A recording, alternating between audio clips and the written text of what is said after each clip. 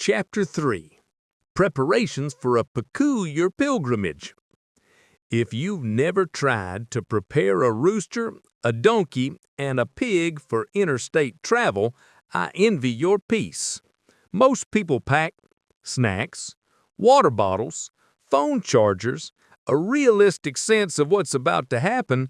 We, however, had a rooster experiencing prophetic aftershocks, a donkey who panicked when the wind changed directions, a pig who refused to walk uphill unless compensated in food, and Meemaw who contributed nothing but criticism at a volume that cut through humidity. Morning at Cooter. By dawn, the yard buzzed with nervous energy. Not because anyone believed in the algorithm revelation, but because Beauregard was pacing the property like a general trying to rally troops he didn't technically have. He strutted. He tottered. He paused dramatically. He nudged his glowing big chief pen like it was a sacred relic.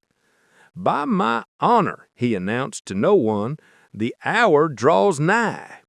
Okra snorted and shook her head.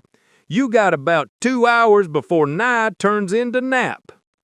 Meemaw rocked on the porch of reckoning, arms crossed under her quilt. "I swear, if that rooster brings shame to this family across state lines, I'm gonna tan his hide and make a potholder out of him." Bronky munched nervously on hay, glancing toward the horizon every few seconds like Texas might materialize early. Papa's intervention. Papa stomped out of the barn with a coffee mug that read "Number 1 Paw Paw," even though he had no idea who bought it for him. He set his jaw like a man preparing to deliver inconvenient truths. "Listen up," he barked. "Nobody, and I mean nobody, leaves this property without filling out a trip ticket." The entire yard groaned. "Papa," I said, "they're not hauling logs. They're going on a spiritual journey." Papa pointed at Beauregard. "That's a chicken." Beauregard puffed up indignantly. "I am a beacon." Okra laughed so hard she fell over. Papa continued. "And who's riding in what? Donkey ain't road legal. Pig refuses to stay still in a moving vehicle, and that rooster can't hold on to nothing with those twig legs." Beauregard raised a wing. "Bronky shall be our noble steed." Bronky wheezed. What?" Papa stared. "You think this donkey's carrying all y'all clear to Texarkana? Have you lost your entire mind?" Beauregard insisted. "By my honor, he is chosen." Papa shook his head. "He's constipated." Bronky brayed. "I'm working through it." Okra's demands. Okra approached me with a seriousness that didn't fit her round shape.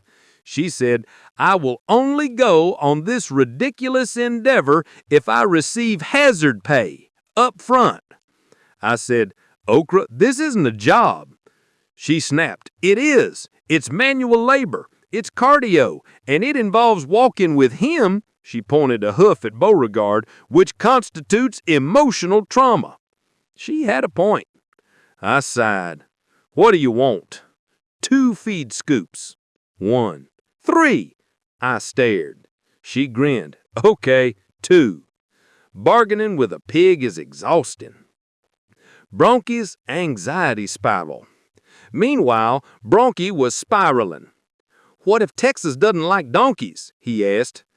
"Bronky," I said gently, "Texas loves donkeys."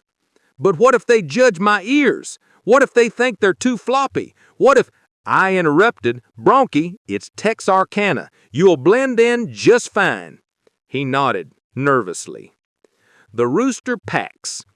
Beauregard emerged from the coop dragging a tiny bundle of items tied in a handkerchief over a stick like a hobo from a 1930s cartoon. Inside were 3 feathers, his own, a pebble he once declared sacred, a bottle cap he believed was currency, a motivational quote he'd pecked into cardboard, "Destiny don't wait." Okra stared at the bundle.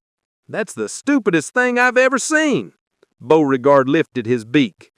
This is the rooster's bindle of purpose.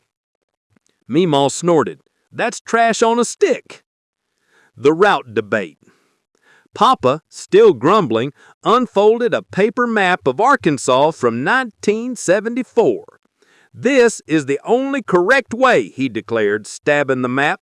You go down 133 to cross it, take 82 west, then straight shot through strong El Dorado Magnolia. Beauregard hissed. No, that is the path of the mundane. We must take the river corridors. Okra blinked. I'm sorry, what? The algorithm revealed it. We must follow the waterways, the ancient routes, the line where the wild things walk. Papa rolled his eyes. You follow waterways to Texarkana, you'll end up in Mexico. Meemaw sipped coffee. Well, maybe that's where he belongs. Departure approaches. The sun crept higher. The tension thickened. Bronchi was sweating for nerves. Okra was grumbling about her hazard pay.